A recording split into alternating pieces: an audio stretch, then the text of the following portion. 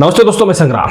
दोस्तों, केंद्र सरकार ने हाल ही में वक्फ सुधारना विधेयक 2025 लाया, जिसके चलते सब तरफ दावे प्रतिदावे और उसका विरोध भी कुछ मुस्लिम संगठनों की तरफ से किया जा रहा है। दावे क्या है, वास्तविकता क्या है और क्या विवाद है, ये हमें जानना जरूरी है। इसलिए इसी वीडियो के माध्यम से हम क्या दावे हैं, क्या वास्तविकता है, क्या सरकार कह रही है, ये सब हम जानेंगे।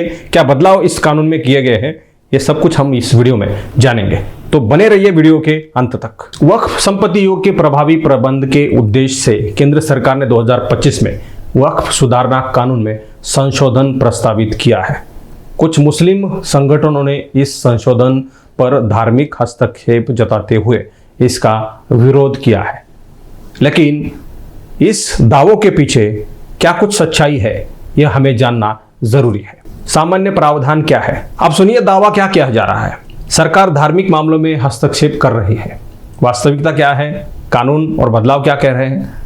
हालांकि वक्फ एक धार्मिक भावना से जुड़ा होता है, लेकिन वक्फ संपत्ति का प्रबंध धार्मिक कार्य नहीं माना जाता। तिलकायत श्री गोविंद लाल जी महाराज बनाम राजस्थान राज्य 1964 में सुप्रीम कोर्ट का निर्णय है। यह विधेयक सिर्फ वक्फ संपत्तियों के सुचारू प्रशासन हेतु है, ताकि गरीब और वंचित मुस्लिमों को इसका लाभ मिल सके।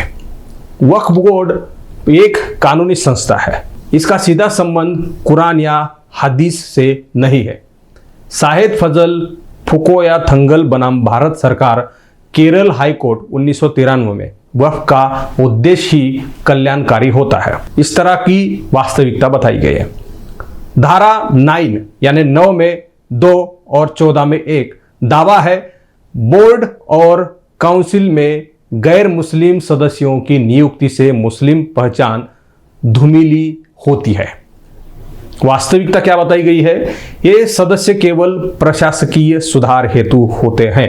राज्य और केंद्र वक्फ बोर्ड में केवल 3, 11 और 4, 22 गैर मुस्लिम सदस्य हो सकते हैं।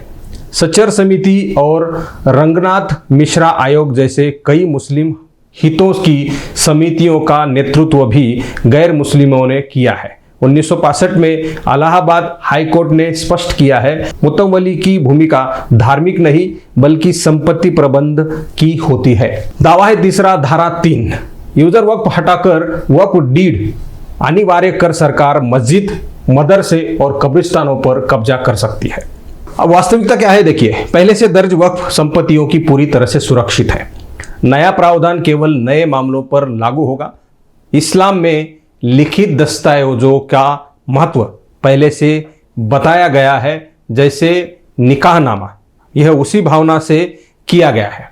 दावा है चौथा, धारा 3R दावा है मुस्लिम संगठनों का, वक्फ घोषित करने वाले व्यक्ति को कम से कम 5 वर्ष से मुस्लिम होना अनिवार्य करना धार्मिक स्वतंत्रता का उल्लंघन है।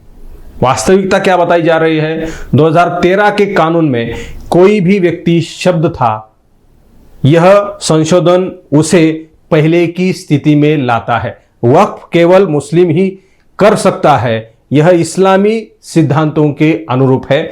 वक्फ हलाल और औलाद के जरिए महिलाओं और बच्चों के अधिकार भी संरक्षित किए गए हैं। दावा 5वां है, धारा 61A दावा क्या कह रहा है, मुतवल्ली के लिए दंड और कारावास की सजा अत्याचारी है, इस तरह का दावा किया है। तो वास्तविकता क्या बताई जा रही है, पहले भी ऐसे प्रावधान मौजूद थे, सिर्फ जुर्माने की राशि बढ़ाई गई है। आज 72 लाख वक्फ संपत्तियों से केवल 166 करोड़ की आय हो रही है, जबकि यह 12,000 करोड़ तक जा सकती थी। अधिक पारदर्शिता के लिए सख्ती जरूरी होती है, इस तरह से प्रावधान है। दावा 6वां है, धारा 4 दावा क्या कह रहा है, सर्वे कमिश्नर की जगह जिलाधिकारी को अधिकार देना सत्ता का केंद्रीकरण है। वास्तविकता क्या बताई जा रही है, जिलाधिकारी जिला के राजस्व रिकॉर्ड का प्रमुख होता है, इसलिए सर्वे जिम्मेदारी उसे देना प्रशासनिक रूप से ज्यादा व्यावहारिक है। विवादों की जांच उच्च अधिकारी ही करेंगे। दावा 7वां है, धारा 13(2)A दावा क्या कह रहा है? बोहरा और आगा खानी के लिए अलग वक्फ बोर्ड में मुस्लिम समाज में विभाजन होगा, इस तरह का दावा किया जा रहा है।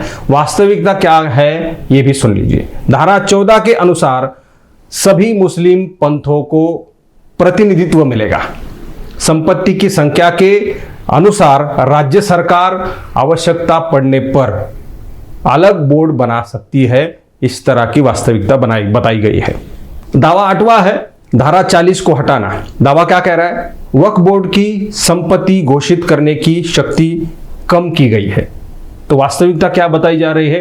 प्रमाण के बिना संपत्तियों को वक्फ घोषित करने से विवाद होते हैं, जिसे तमिलनाडु के 1500 साल पुराने मंदिर पर दावा। इससे संपत्ति अधिकारों अन्य कानूनों में संतुलन रहेगा, इस तरह का ये प्रावधान है। अब दावा 9वां है और धारा 83। दावा ये किया जाता है वक्फ ट्राइब्यूनल के आदेश के खिलाफ हाई कोर्ट में अपील अनुमति से उसकी शक्ति कम हो जाएगी। वास्तविकता क्या बताई जा रही है? अब न्याय की दूसरी सीढ़ी मिलती है। पहले अपील की कोई सुविधा नहीं थी। लिमिटेशन एक्ट लागू होने से अनावश्यक मुकदमे भी कम हो जाएंगे। 2024 में ऐसे 32,000 मामले प्रलंबित हुए थे, उस पर कोई सुनवाई नहीं। और आखिरी दावा है 10वां है, केंद्र को नियम बनाने की शक्ति।